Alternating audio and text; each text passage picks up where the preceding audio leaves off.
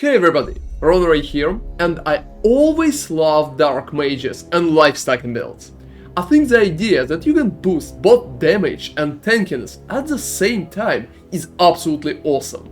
So I worked on a few of such builds in Path of Exile 1, and right now in Path of Exile 2 this concept is coming back with BloodMage, but its counterpart, Infernalist, looks pretty promising as well. So in this video I want to talk more about both Witch Ascendancies and dedicated Witch skills to tell you more about possible combinations and things that I expect to be awesome. Check out timestamps for particular notes as usual, and let's go! So first off, let's start with the skills. Use the timestamps if you're just interested in Ascendancy overview and style, and let's focus on the skills that could be considered promising and combos that should work especially in the early game. So Contagion and Ascendancy is one of the most obvious combinations that came from Path of Exile 1 and will be a basic choice for chaos damage over time builds. Both of those skills deal chaos damage over time, and if monsters die while affected by Contagion, all chaos damage over time effects, including Ascendancy, will spread to nearby enemies and renew the duration. This combo will excel at clearing large packs, where Essence Drain will be a main damage source and should be pretty nice for early game, even against bosses. So Skeletal Warrior, Skeletal Clerics and Skeletal Arsonist are pretty much basic minions that you might want to use as Witch. Most of the minions in Path of Exile 2 will reserve your spirit and will be resummoned automatically if they die. Generally, you would expect to combine different types of minions, using some as a frontline and some others to deal damage from distance. Some particular minions such as Clerics can also heal and revive your other skeletons, which looks pretty promising, and I would definitely recommend to use them. Skeletal Frost Mages and Skeletal Storm Mages are main range caster minions with great area of effect.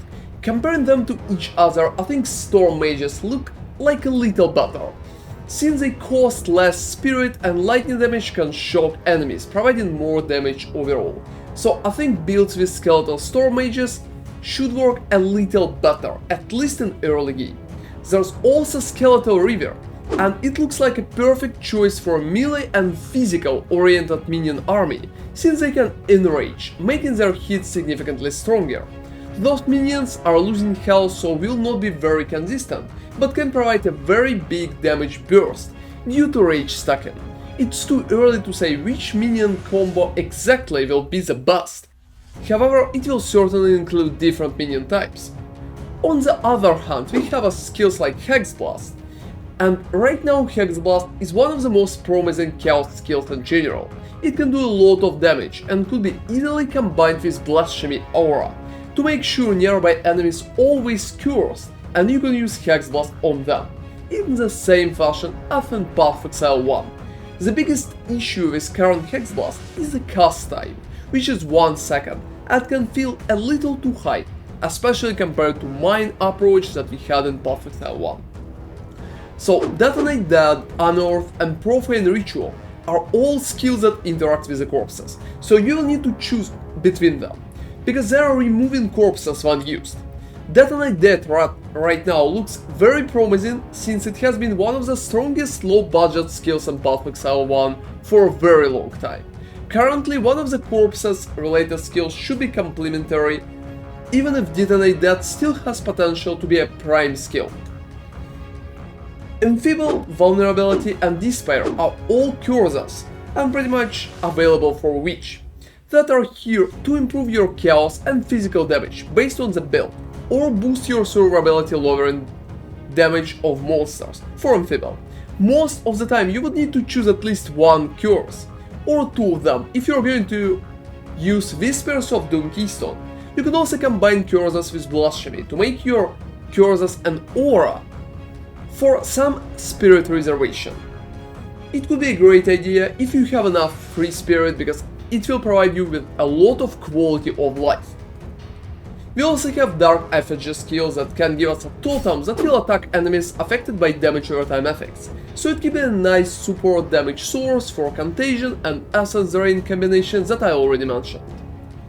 And As the last part we have Bone Offering, Power Offering and Pain Offering, and those are mostly supportive skills for minions. I think out of them all, Pain Offering is the most straightforward and probably going to be the strongest skill, because it gives a lot of DPS improvement for minions and it should work pretty good for that.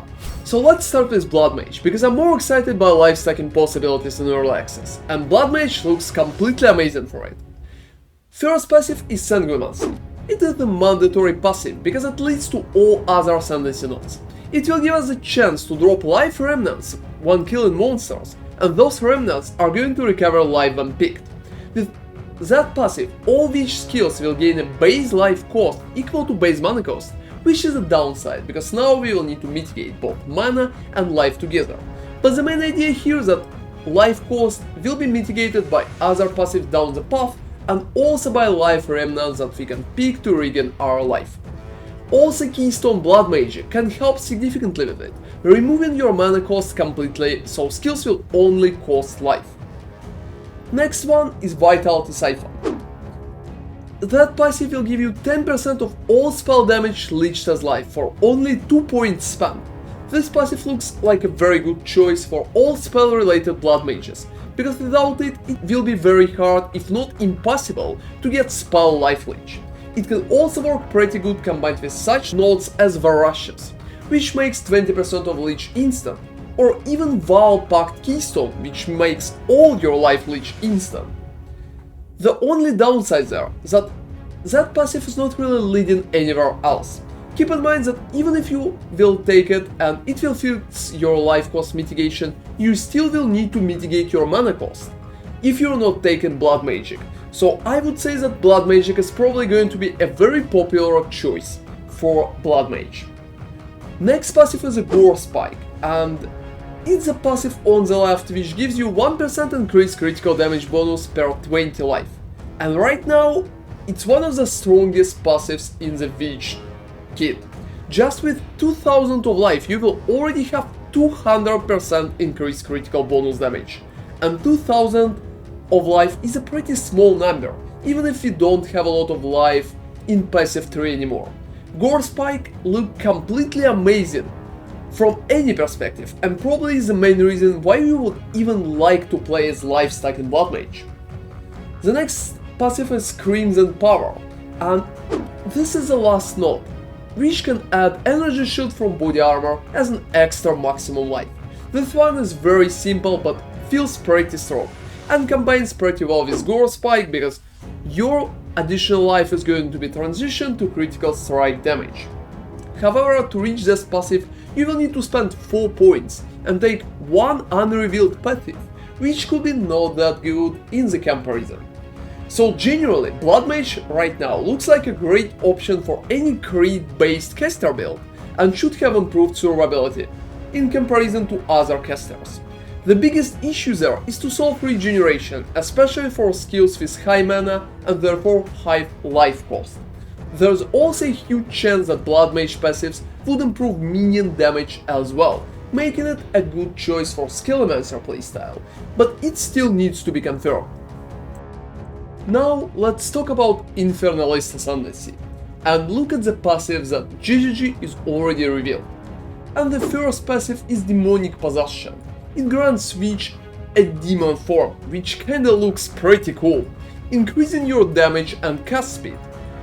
You will also receive damage over time while you're in that form, and you will transform back if your life reaches 1.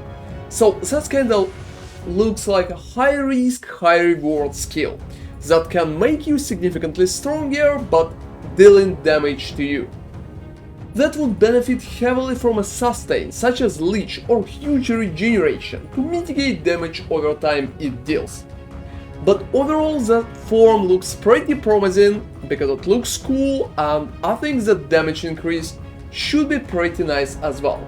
To confirm it, we just will need to see some numbers, and I think we will get some on release. The next one is Loyal Hellhound. It will summon a minion which is going to burn enemies and take 20% of damage that your character would receive. Hellhound right now looks like a guardian minion from Path of Exile 1. And to say how strong this choice is going to be, we would need to see damage numbers for the minion itself. Because for example, Guardian minion in Path of Exile 1 did a lot of damage, especially early on and in the campaign. Will Hellhound be as effective? We will see, but even 20% tankiness that skill adds is already enough to consider it as a viable option. The next one is Pyromantic Pact, and it's a pretty unique passive that removes all your mana completely, replacing it with Infernal Flame instead. When using skills, you're going to gain Infernal Flame going from 0 to the maximum. Your character is also going to receive maximum life plus energy shield as fire damage when you're going to reach the maximum, and Infernal Flame is going to drop to 0 after it. So it pretty much loops you into the process when you're just going from 0 to the maximum, then dropping back to 0 and then going to the maximum again. Keep in mind that this damage is going to be mitigated by your fire resistance, so it shouldn't one-shot you or deal a very big damage. You're also going to lose 10% of Infernal Flame per second if you're not gaining it in the last 2 seconds and not casting that often. With such approach, Node looks pretty good because it solves your mana issues completely, with only a little downside because I don't think the damage from it is going to be too big. And it also leads us to the next related passive, Bringer of Flame. While you're not on low Infernal Flame, low is expected to be around 35%, all damage from you and your minions contributes to Ignite chance and magnitude. That note just making Pyromantic Pact a stronger option, and it looks like an absolute must-have for all Ignite related builds. However, if you're not going to play Ignite, or not going to play Fire character in general, I don't think that Bringer of Flame is a good option, but Pyromantic Pact still should find a place in a different Infernalist builds, even if you're not going to focus on Ignite.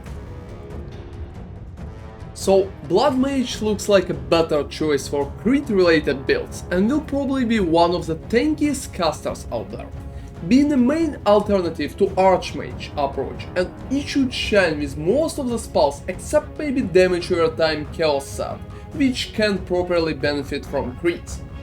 Infernalist on the other hand is more damage over time oriented and has cool bonuses for Ignite and minions, to making it more versatile. Demonic Form will be an absolute win or an absolute miss based on numbers, and will work for you if you like to play risky. Just remember that you are losing them up if you die in Path of Exile 2. Both Mage builds can be used with minions and most of the spells out there, and both of them do not work very well with Archmage for different reasons. Yet potential is definitely there, and I'm personally more interested in BloodMage, but will definitely give an Infernalist a chance if the remaining Ascendancy points will be good enough. So that's been my Mage overview. Thank you very much for watching, and see you next time. ronarray out.